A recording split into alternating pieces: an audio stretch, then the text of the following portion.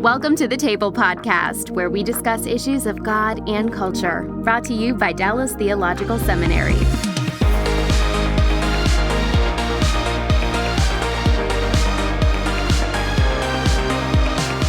Welcome to the Table Podcast, where we discuss issues of God and culture to show the relevance of theology in everyday life. My name is Kymberli Cook, and I am the Assistant Director of the Hendricks Center. And I am so thrilled that you have joined us today as we talk about doubt on the journey of faith. We are joined by two qualified gentlemen who've written on this topic and wrestled with many of these questions on their own. First, we have Dr. Josh Chatraw, Billy Graham Chair of Evangelism and Cultural Engagement at Beeson Divinity School. And we also have Dr. McNall, Director of the Honors College and an Associate Professor of Pastoral Theology at Oklahoma Wesleyan University. Thank you, gentlemen, so much for taking time to sit with us today at the table. So I would like to let our listener get to know you all a little bit better. So could you first tell us a little bit about yourself and particularly eventually get to how you ended up thinking so much about doubt? So Dr. Chatraw, let's start with you. Yeah. Well, I live in Birmingham, Alabama. I'm from South Georgia and but have been all over the Southeast with school and jobs. I'm married. I have two kids, and have been both teaching for a number of years, but also have been in positions. I used to run a Center for Public Christianity, and with that directed a fellows program of people in their 30s and 40s who were dealing with the subject of doubt. As well as when I used to teach at Liberty, and I taught a lot of undergrads from really conservative backgrounds, conservative Christian backgrounds. And they were, for the first time when they got to college, even a very conservative college like Liberty, began to really wrestle with doubt. And so it was a combination of kind of wanting to write on this subject, was dealing with people in their late teens and early 20s who are wrestling with this, and then also people in their 20s and 30s who were coming to me as a PhD, as a theologian, and as a kind of pastoral figure to deal with their own doubts. And then, of course, I've had my own doubts. So it's both a ministry to others and also a kind of wrestling with the Lord and wrestling with my own doubt. So that's why I ended up writing the book. Awesome. All right. And Dr. McNall, what about you? I mean, I guess I could just say same on all of that, minus, the places that we live and work. I teach college students and I train people who are going into ministry, but also teach students that are not going into ministry. And college is a time where you start to ask the big questions and you start to ask whether or not you actually believe what your parents believe. And it's a great place to explore those kind of questions. In the setting I'm in is a Christian university, so it has convictions, theological convictions, but not everybody, who's coming here as a student shares those. And also over the years, as I've had more and more students graduate and go out into ministry, and in some cases, even in the midst of ministry, as full-time pastors start to question their faith, start to wrestle with trauma and church hurt and questions of science and sexuality and politics, and all of those become kind of drivers for doubt. And it's been a privilege to get to walk with some of those students and former students and try to wrestle with those big questions. Pastors have them too, even if they don't voice them from the pulpit. And so that's kind of my entrance to this subject as well. Mm-hmm. Yeah, honestly, I think if most Christians were honest and, were ready to actually say many of the things that they've thought or wondered, I would be shocked if it wasn't that every Christian hasn't at some point dealt with doubt. And I think other people, it's a burden that they carry and they carry long term. At least that's the case for me. I started asking these questions when I was 14. It was going to date me and I was going to tell you how old I am, but it was when September 11th happened. And I remember seeing for the first time, a a Muslim boy about my age on television. And I think he was doing his prayers. And I remember thinking, what makes me right and him wrong? Why do I sit here and think that I'm the right one? That's who's to say that? And that kind of, and I'm a 14-year-old in rural Kansas, got asking myself these questions. And there weren't a lot of resources for me, but praise God, for at least for me, I didn't meet anybody who shamed me for asking those questions. They just kind of said, I'm not really sure, but keep going, keep asking. And so, eventually, of course, that took me to seminary, because why not? But so doubt for me, even, I've had these questions and these thoughts all along, and there's seasons where they roar back to life, and then other seasons where it's calmer waters. And so I think that that's the case for many believers. And I'm so passionate about the idea of trying to strip away the power of darkness with regard to doubt. I think the more we talk about it, the more helpful it can be as far as keeping doubt in the dark and having these thoughts in a way that we don't actually voice them, or we voice them, we kind of whisper them or tell it only to one person as a secret that we're not really sure, we feel unsafe as we're talking about it. I think the more we talk about it, the more the power of it can be stripped away, and it can just be potentially helpful, as you both talk about in your books. So let's get started at the title, or with the actual topic. So the title of the podcast is Doubt on the Journey of Faith, which might seem odd to some, or to our listener, hearing the phrase mixing, doubt and faith together. And we'll get there. But first, I do want us to talk about what we mean when we say doubt. What are we talking about? And who does doubt? Just what are we talking about when we're saying, yeah, this thing called doubt exists? So Dr. Chatraw, do you want to start with that? Yeah, I mean, I would maybe want to say doubt is not, maybe start with what it isn't. It's not the same thing as unbelief. And so that's one thing I like to clear up. So the opposite of faith would be unbelief. Doubt is a kind of, particularly when we come to God or questions of Christianity, doubt is something that it doesn't necessarily directly oppose faith, but it is a kind of feeling the contestability and even being unsure and having these kind of questions that you brought up. So one way I try to get at this, at least, is not wanting to say, hey, doubt is the exact opposite of faith. They can actually coexist, which I think is what you were pointing to. I don't have a formal definition. That's maybe bad. That's okay. You don't have to. I'll let the other Josh give a formal. Dr. McNall, what would you say about what doubt is when you're thinking in this area? What is it that you have in mind?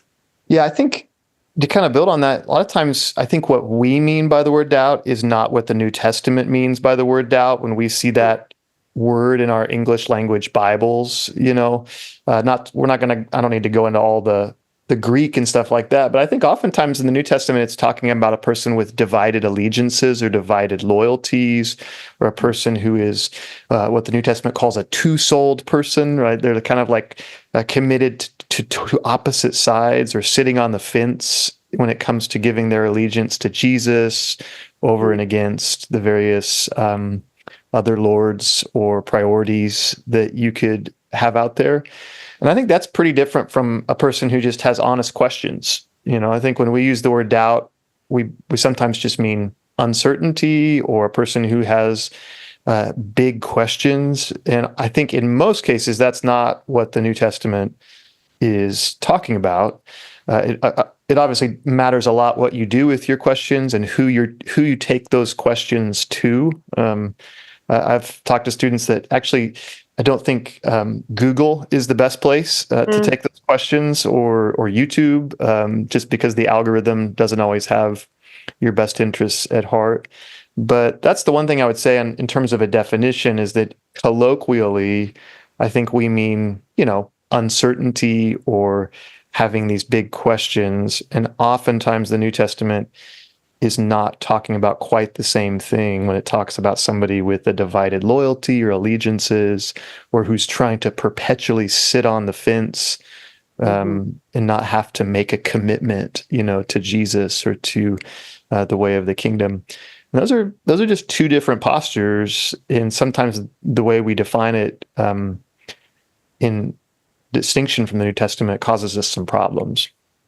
No, I really love that. I love both of those nuances. So this idea of doubting is just questioning and thinking through something and trying to consider the possibilities and what may or may not be worth the commitment and that kind of thing. But it doesn't mean uncommitted.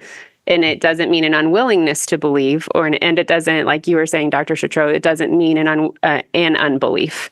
It's none of those things. It's just the posture of questioning and trying to think through things. And on some levels, again, we'll get into when doubts can be destructive, and we'll get into that a little bit later. But on some levels, for a lot of people, I think it's because they're actually taking their faith quite seriously.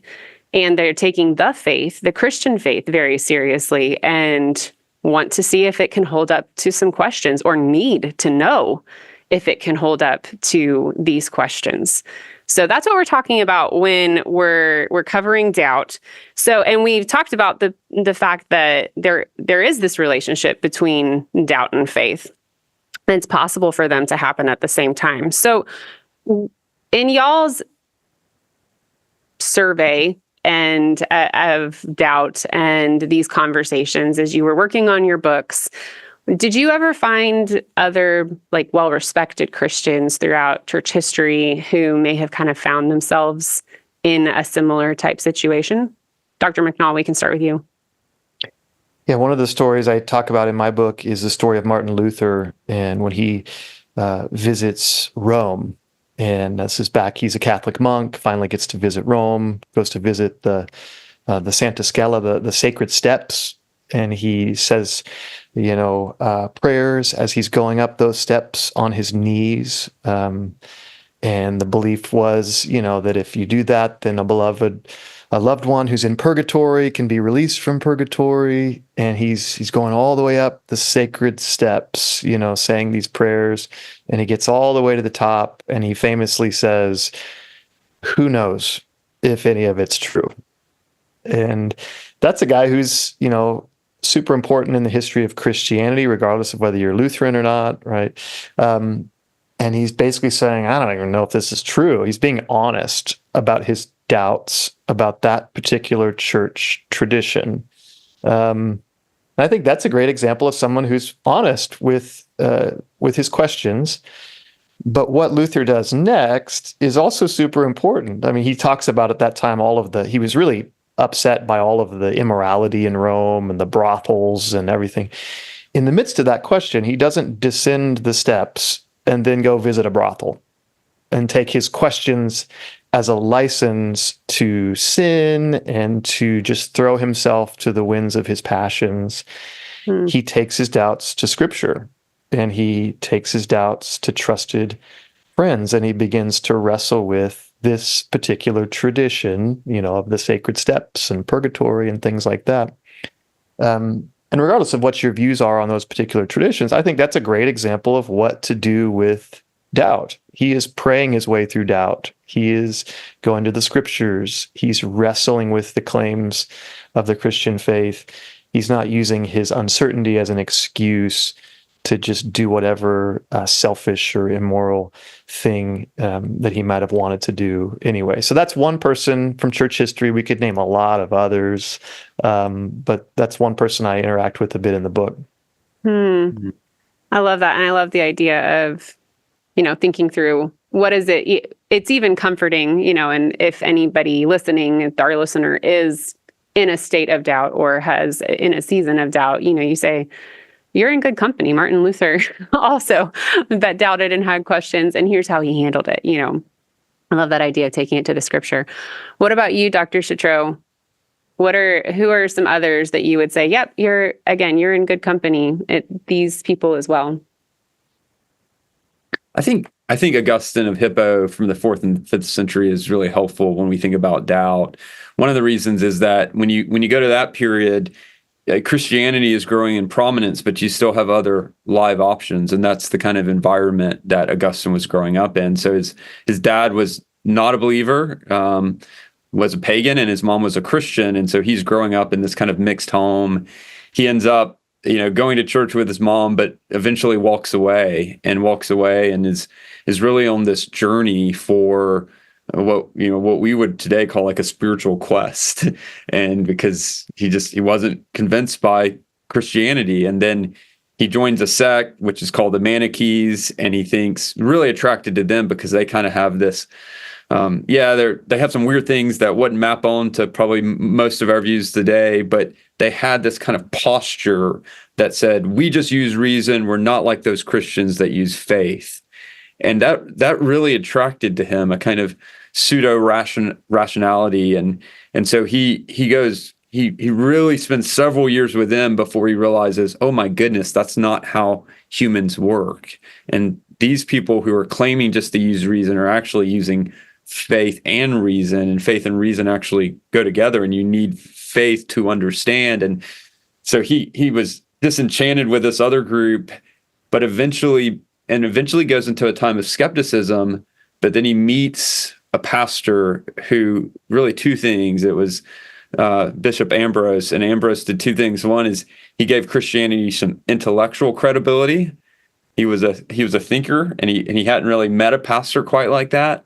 And he says he was kind to him, and it was both this kindness and this kind of more intellectually robust version of Christianity that made him kind of begin to rethink, maybe there's something here.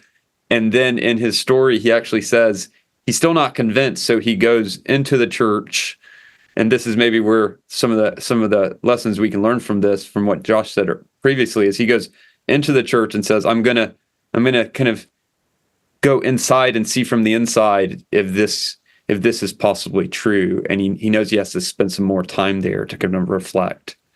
So I think it's instructive of kind of the empty promises outside of the church, and then also to really dive deeper into the church, and for people who are both kind and compassionate towards doubt, and people who are at the same time not burying their head in the sand and willing to look and think deeply about faith.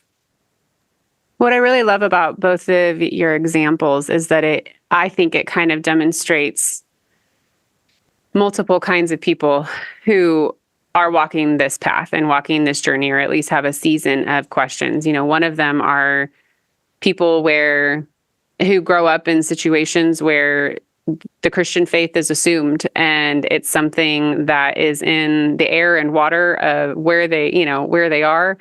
And they find themselves all of a sudden, sort of similar to my story, turning around and saying, is this true?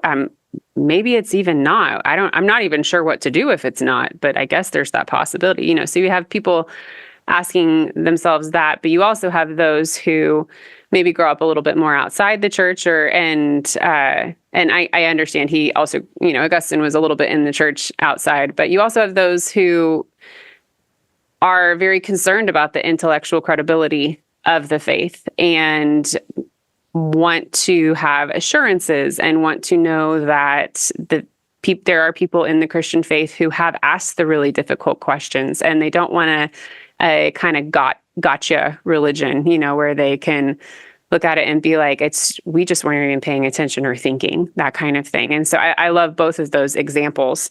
So those are some, I guess, even some people, the kinds of people who find themselves in these seasons. So in your books, both of your books, you kind of it seems to me that you're both helping people walk through these seasons and walk through the points at which they start asking these questions. So I'd like us to, essentially turn our conversation there and talk about how we work our way through doubt when we do find ourselves there.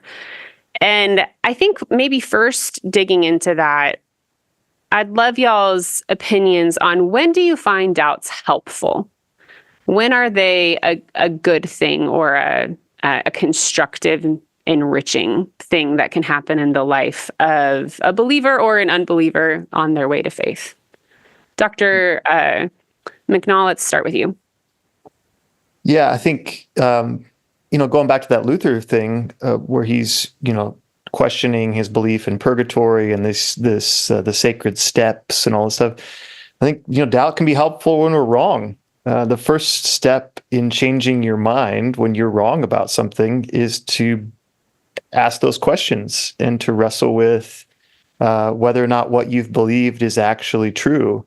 And I've been wrong about a lot of things. And so if repentance is having this kind of change of mind, right? Metanoia, this change of posture and thinking, then doubt can be the first step in changing course on something that you're like, oh, I guess I don't think the Bible really teaches that. I believed it because somebody told me that. And, so doubt can be helpful when you're wrong because you have to be willing to consider that you're wrong. That's one thing.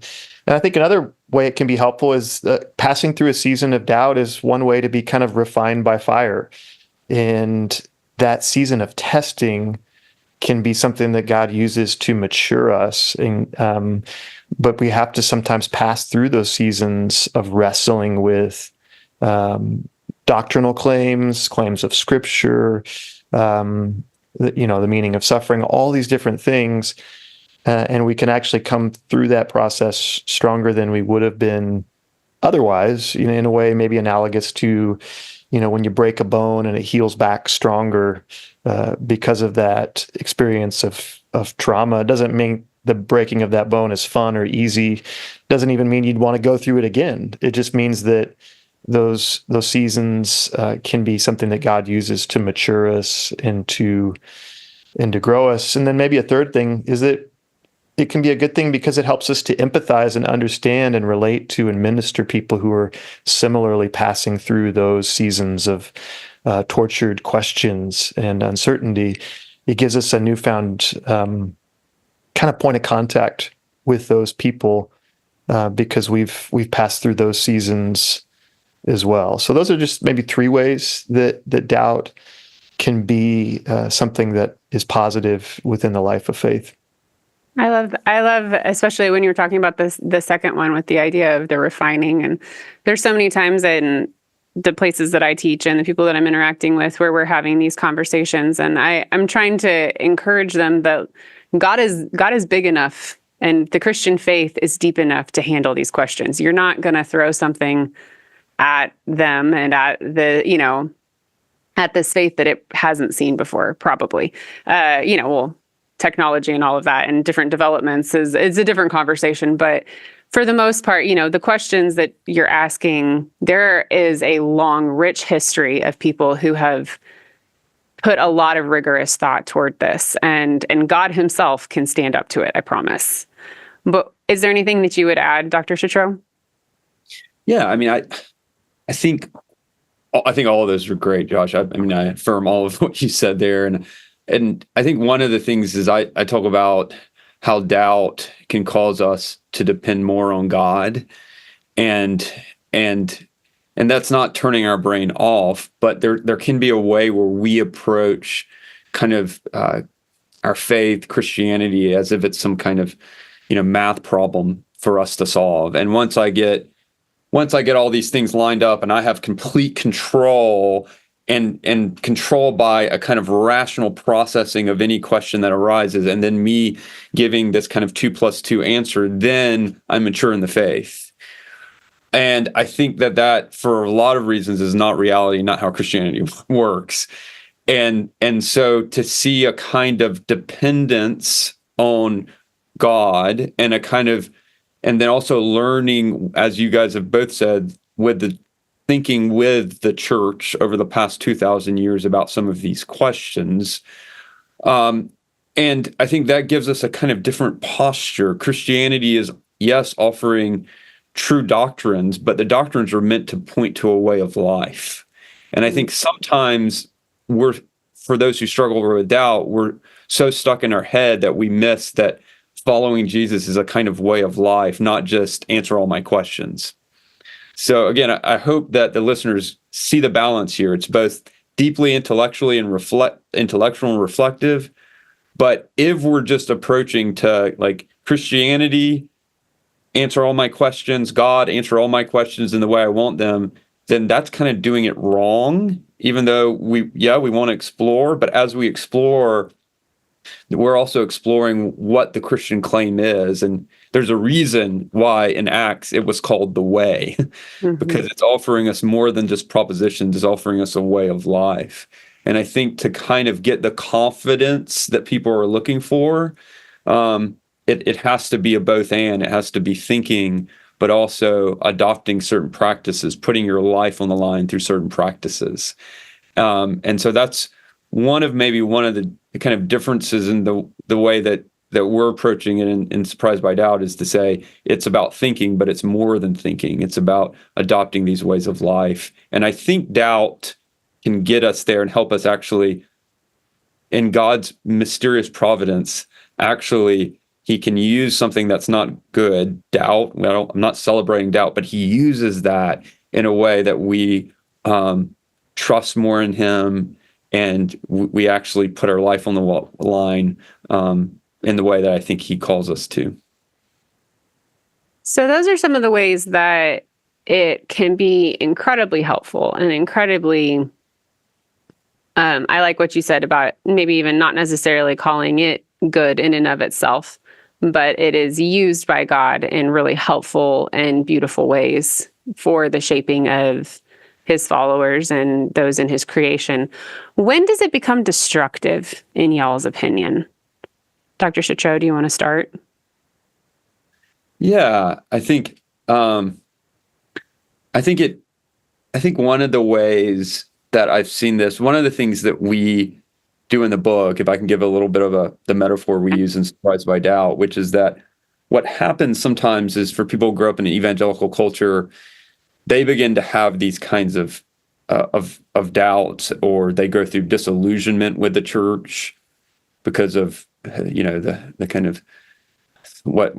kind of scandal that we see all around us in the church. They have some questions, and they begin to question the intellectual kind of maturity of the church, and they begin to grow pretty disillusioned, and they get ready to actually jump out of what I would say the Christian house to what's beyond. And they feel like, okay, there's not really a foundation here. I got to go live somewhere else. I think often what's happening, though, is they're actually, yes, they're in the Christian house, as C.S. Lewis famously wrote, but what we would add to it, they actually have grown up in a kind of attic space. And that attic, and I'm not saying all of evangelicalism by any means is that attic space, but there's a kind of space that was built in reaction to certain things going on in modernism. And those things are things like a kind of, can we match kind of the hard rationalism like we talked about with Augustine with our own Christian version of hard rationalism? Or there's a kind of moral decadence in culture, and so we'll respond with a kind of purity culture that has some problems in it. And so we're reacting, and they're actually, if you grow up in some of these spaces, it can get pretty claustrophobic. We're afraid of science, so we don't go there. And it leads us to some kind of narrow spaces intellectually. And so they get ready to jump. And I think what doubt should do is say, hang on, what's beneath the attic? What's beneath this space? And I think that's doubt could be helpful in that way, but I think sometimes it just leads to jumping out of the house entirely. And what we were calling for in the book is come downstairs to the main foundation, which is Jesus Christ. Let's look at Jesus. Let's look at the wisdom of the church over the last 2,000 years, so we're not so reactionary to everything going on now. And I think there's some real wisdom and ways to navigate doubt. But often the destructive part isn't just that we're saying, hey, maybe science is good. Now let's have a conversation about science and the Bible and how this works. But people just kind of maybe too quickly jump out without wrestling with some of those deeper assumptions that they're making, or some of the kinds of disillusionment. Maybe they should be disillusioned with what they've experienced. Maybe that's a right thing. But let's go downstairs to the main pillars of the house rather than jump out. And I think that's where it becomes destructive. Just the default knee-jerk reaction is just to leave as a response to the doubts and to not keep digging a little bit more and see if they actually find something a little bit more stable than that really is there, but you just go, a little too fast. Just one example with that, if I can, is that in our book we talk about one prominent deconversion story, and really the person who deconverts, and all I mean by that is someone claimed to be a Christian and then they no longer are claiming to be a Christian, they're not in the church. Maybe on this call, maybe on this Zoom, we disagree theologically about what's going on, and we don't really address that. I'm just dealing with the kind of what's there in front of us, what we see happen when they walk away. And in this person's situation, what they said is, I could no longer answer the problem of evil. And so I walked away. I just couldn't answer it. And one of the things we do in the book is we put up Alvin Plantinga. Alvin Plantinga is probably the most significant 20th century Christian philosopher. And as a Christian, he says, I can't solve the problem of evil. So you have these two thinkers, and both of them are saying the same thing. One of them doesn't actually think that's a problem, that he can't fully answer it. The other think he does. So what's the difference? Well, there's some key assumptions about how Christianity works that are at play. And it's those assumptions that need to be evaluated, because they're in some ways saying, well, neither one of them can fully answer that question, but one of them thinks it's okay, and the other thinks that, well, that's a major problem worth actually leaving the faith for. So I think some of those assumptions might be, I think coming downstairs helps you reevaluate, like, how does Christianity works? And if I can't answer this question, does this mean this is all wrong? Or does it just mean that we don't have enough information to answer this question? But if you step outside of the house, well, then the problem of evil actually might get even worse, because we don't have the resources to actually deal with the kind of evil and suffering in the world, and then we don't have any kind of transcendent kind of moral fabric to say, actually, this is wrong and this is right.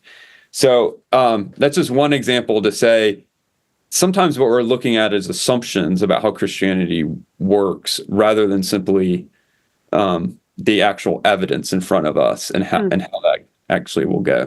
I hope that's clarifying. Yeah, no, that definitely was. Dr. McNall, what other ways would you add that you can see, or that we see doubt being destructive? Yeah, I mean, I agree with everything Josh just said. One of the things I do in my book is I talk about reclaiming this sacred middle ground between a certain kind of doubt and then what I call dogmatism. So those are kind of like the two extremes, doubt and dogmatism.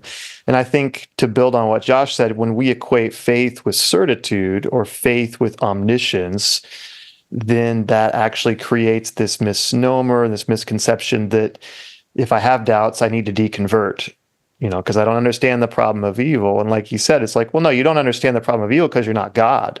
Like, you're human, and so you're never gonna fully be able to wrap your mind around certain things. But in addition to that, maybe problematic aspect of doubt, I would say sometimes we just use doubt as an excuse for disobedience, and an excuse to just do what we want to do anyway, even though it causes us and our family members or those around us a lot of pain, And so you see folks who are wrestling with maybe doubts, faith doubts, and the next move is then to engage in behaviors that are incredibly destructive to themselves or to their family members. And sometimes I think we have to be honest that we kind of have a vested interest in some of our faith questions, namely, if I want to behave in a certain way, right, that's selfish or that's abusive or that is narcissistic, then sometimes I think doubt becomes a tool we use to excuse patterns of behavior that are destructive. And that is a destructive form of of doubt because it causes pain and just wreckage in our lives and in the lives of our loved ones. I think a third one would be that is a kind of doubt that is destructive or problematic, where we want to perpetually sit on the fence and never actually commit because we're constantly waiting for more evidence to come in. And to build on Augustine, Augustine has this beautiful idea that's taken up by Anselm and others of, I believe, in order to understand. And Anselm builds on that. We have faith that's seeking understanding, but some forms of understanding, or you could say assurance, can only come from the inside of the house, to build on what Josh just said. They can't come from simply reading Reddit forums about the house, or taking architecture courses at the local university about how to build houses. There's a way of knowing that can only come through immersion and in giving yourself over, giving your allegiance over to Jesus. So I could take classes on what it means to be a diver, a high diver. I could watch the Olympic high diving competition, but there's a certain sense in which me knowing if I'm a diver is I'm gonna have to jump in the pool. And so there is an immersion that's required. And I think that's a form of something I've told students. I had a student several years ago who was just wrestling with big questions, and he was a thinker and he was analytical and all the things you love in a student. And I said, these are great questions. I would challenge you at this point. I don't know that there's going to be some magical bit of data that's going to come in, right? Somebody's going to find some artifact in the Holy Land that's going to, put you over the line of faith.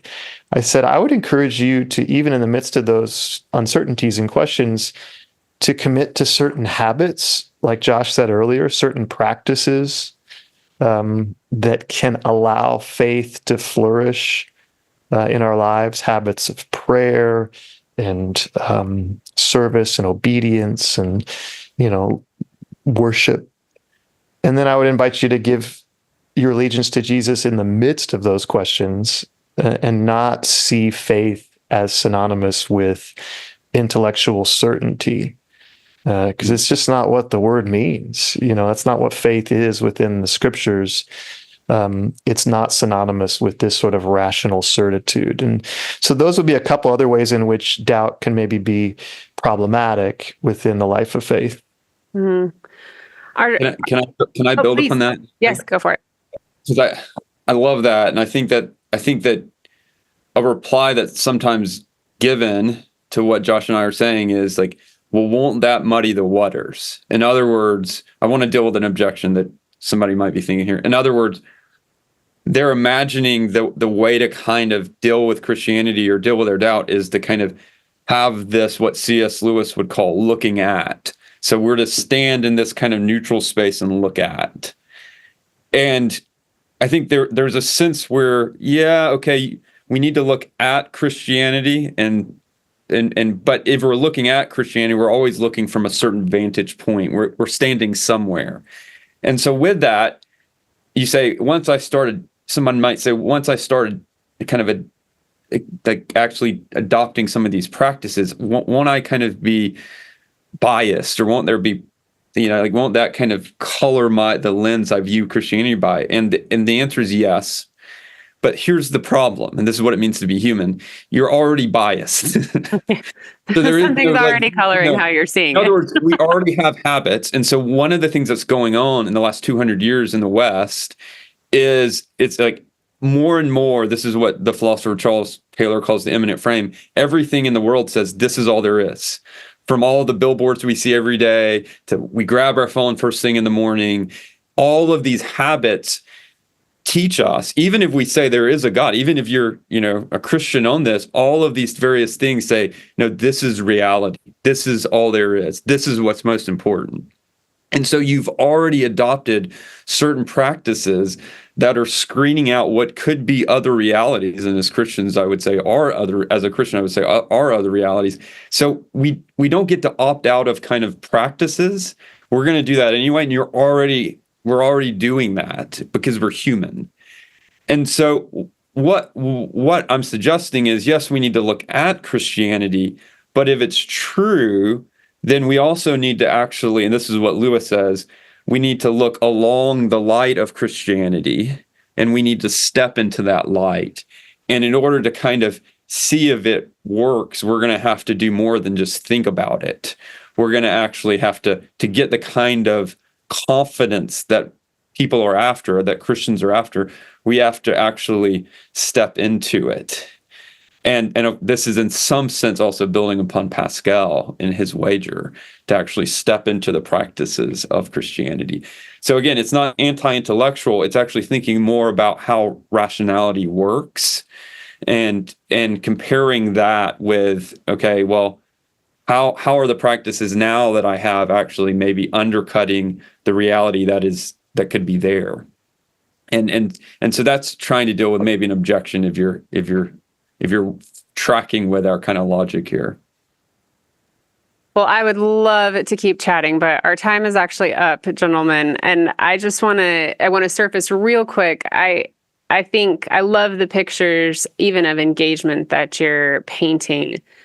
And I want to point out just a couple of things that I think in the way that you all have been talking through, rebuttals to thoughts that people might have and that kind of thing. I think the way that we can shape our environments and the Christian environment specifically for people who are in these seasons is, giving them an open space to be having the questions. The questions need to be safe. We need to allow the questions to be asked, free of judgment and actually even stepping into the intellectual rigor of it and having people who are around who can step into that with people who need answers, need to be thinking through those things.